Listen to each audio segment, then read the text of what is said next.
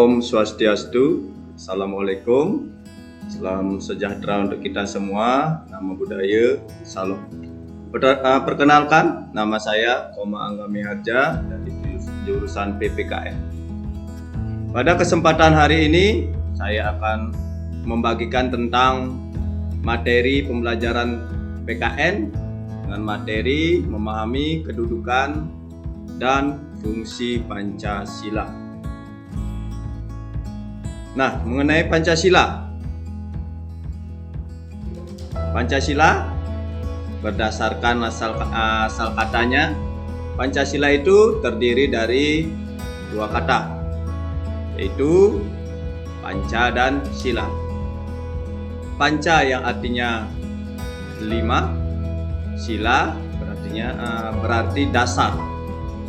Jadi Pancasila adalah 5 dasar dari Negara Kesatuan Republik Indonesia yang menjadi dasar negara Indonesia.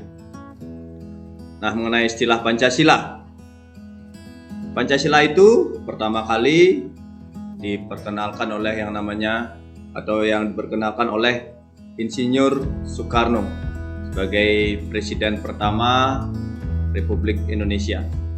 Nah, Pancasila ini pertama kali diperkenalkan pada saat sidang BPUPKI, yaitu Badan Persiapan Usaha Kemerdekaan Indonesia pada tanggal 1 Juni. Selanjutnya mengenai Hari Kesaktian Pancasila. Nah, Hari Kesaktian Pancasila ini dikenang sebagai tragedi yang sangat mencekam karena pada saat itu 7 anggota TNI Angkatan Darat yang meninggal di Pondok Gede, yaitu di Jakarta Timur, dikenal dengan tragedi Lubang Buaya 30 September 1965.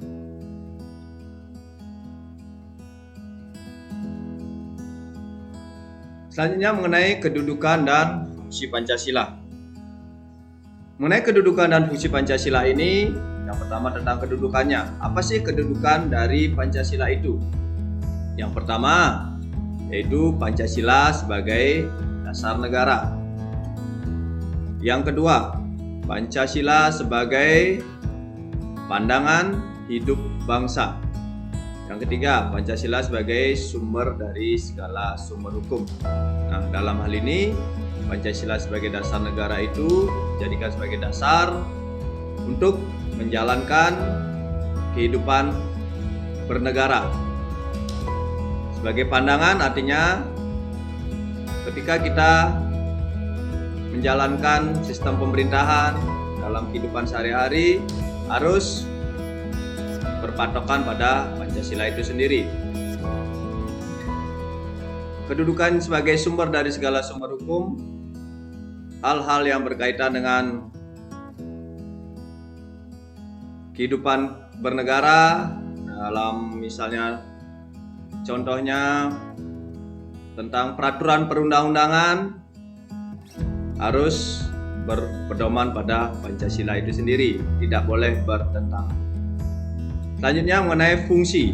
Nah, mengenai fungsi Pancasila ini sebagai pandangan hidup bangsa. Nah, Pancasila dijadikan pedoman, jadikan pandangan dalam menjalankan kehidupan bernegara. Selanjutnya sebagai jiwa Pancasila. Nah, artinya Pancasila ini sebagai jiwa. Kalau manusia ada jiwanya, negara juga ada jiwanya yang sama.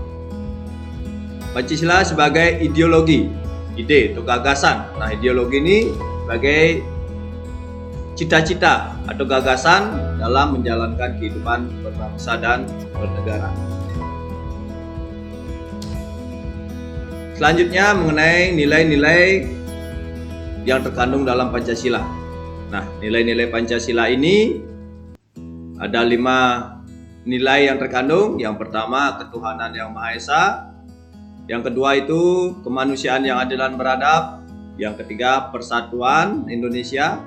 Yang keempat, ada kerakyatan yang dipimpin oleh hikmat kebijaksanaan dalam permusyawaratan perwakilan.